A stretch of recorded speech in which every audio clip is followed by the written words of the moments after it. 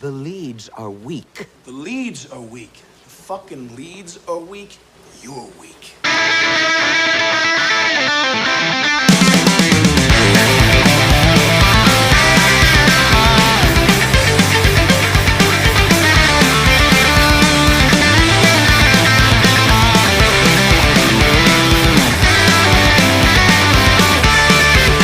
Remember when America had a middle class and an upper class that was way before the Exodus? That was the America that we thought was number one, that would ever come, that would never die. That was just a pride and faith.